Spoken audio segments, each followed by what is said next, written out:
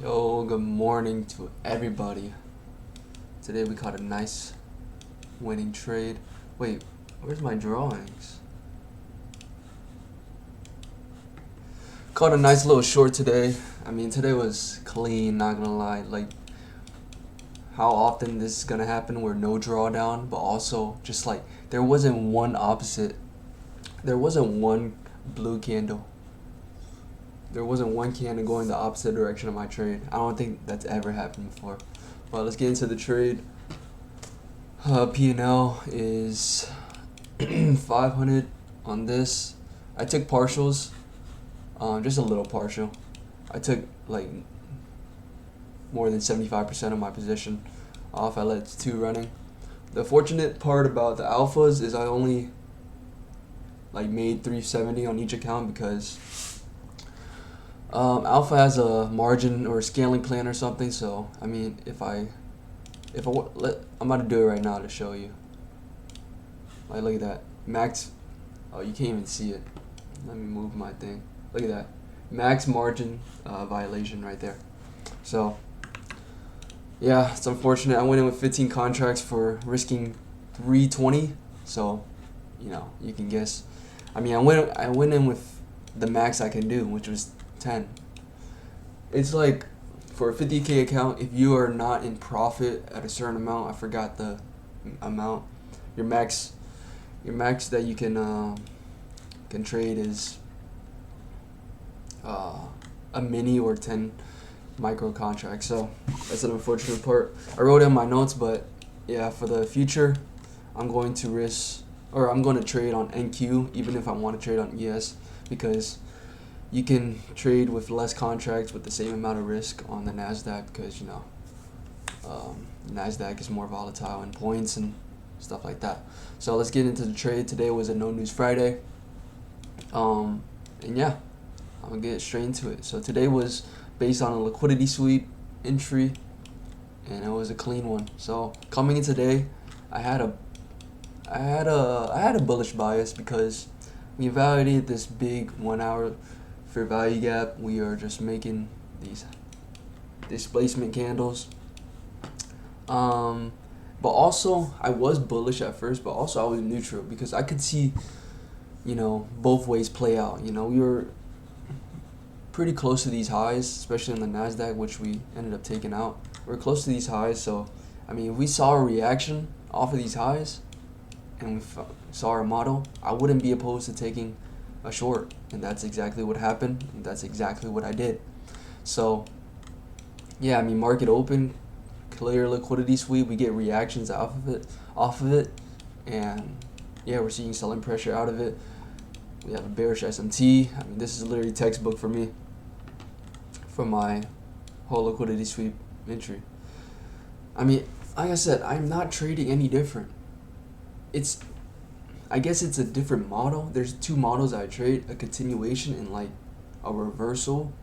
But like, I'm gonna be looking for this if I'm not gonna be looking for this if it's I'm not gonna be looking for liquidity sweeps, which is like a reversal. If we're in a clear high time frame trend, I'm looking at the high time frame with more, I don't know, I'm just looking at it and actually using it to my advantage. In the past, I didn't really care what the high time frame trend was, which is not really that smart.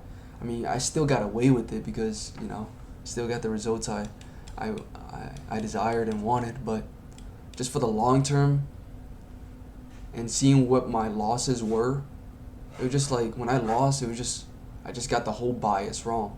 So yeah, but yeah, it's the same thing. Like I said, I was bullish. My bias was bullish, but also I could see it being bearish too. So yeah, we get a 5-minute SMT after sweeping out these highs on NQ. So I'm wanting to take this on ES because it's the leading index in the SMT. After that, I'm looking for, this is clean. We get clean displacement. Ended up breaking structure on the 5-minute. After that, I'm just looking for like a 5-minute retrace, which we don't have a fair value gap to retrace into. So I'm marking out equilibrium. This is so perfect. Like, we come in, break structure to the upside, so now we're looking for a confirmation down for our entry, we get a fair value gap made right here, enter right there, boom. I mean, just right at the macro too. Today I was not waiting for the macro, by the way. I said it in the last video, but I'm going to be waiting for the macro Tuesday, Thursdays, but all the other days when I'm in my setup, I'm ready to take something. I don't have to be like in class and then worry about going to another room and all that. I'm not going to be waiting for the macro if I'm at home. So it just worked out perfectly. I entered like literally as the macro opened, that candle right here, 850. But yeah, I mean, it's a beautiful trade. Like when we get the retrace, I want to see a break of structure to the opposite direction so we can look for an entry back down. I mean, necessarily you don't need that, but I've seen when I've lost as well, like it would just be smarter for me to wait for that retrace, break structure, and then look for entry to the direction we want, which happened today. And ideally, I want to see a closure above equilibrium. I've seen it different instances where we don't break structure, we just kind of like retrace and wick. I guess that's cool because we are reacting off that level. Like let's say we're retracing it to a 5-minute gap. That's cool if we get just like a clean reaction wick. But yeah, just kind of have to like see it over and over again, what works and what doesn't. But yeah, I think I went over everything I wanted. Ended the week on green, I believe. Took 4 trades today, or this week. I think I took actually 5 because I took 2 this day. I got break evened. Or maybe not. Maybe it was last week. I really don't remember. I don't remember. I think it was this week. But anyway, we ended the week on green. I mean, yeah, we did. We got break even basically, and then we're break even on the month. This month's been rough. I'm actually pretty happy I'm break even on the month. It's been a rough month. I got 3 break even trades this week. This month. I've had 2 full size losses and full size win, or not full size win, but a win and then a mini win, which was today, which is unfortunate, but at the end of the day, you got to be grateful. I'm grateful I get to do this. I made what? I forgot. Is it still? No, it's not in here. Yeah, I remember it. I made like 1,600 today in 10 minutes. You know how crazy that is? Like, just put it in perspective. Last thing I want to go over is this take profits. Kind of forgot to do that. And my stop loss. Stop loss is just based on this high. I mean, if we were rejecting this area, it is not likely. If we're truly bearish, we're going to come back and take these highs out, you know. So, yeah, it was just a good high to put my stop loss. Take profit 1 was based on right here, this blue line. I forgot which one. This is a start of an hourly fair value gap, and also just equal lows right here with pre-market lows, equal lows, and then my final take profit was this low right here, which was what? Just the hourly low, which is nested inside a fair value gap on the 4-hour.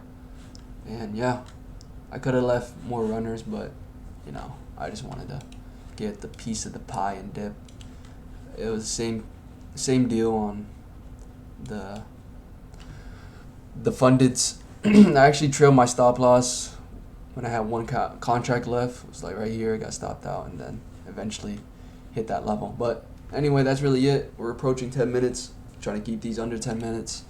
That's really it. I mean, just really beautiful day. I can't lie. Just very clean.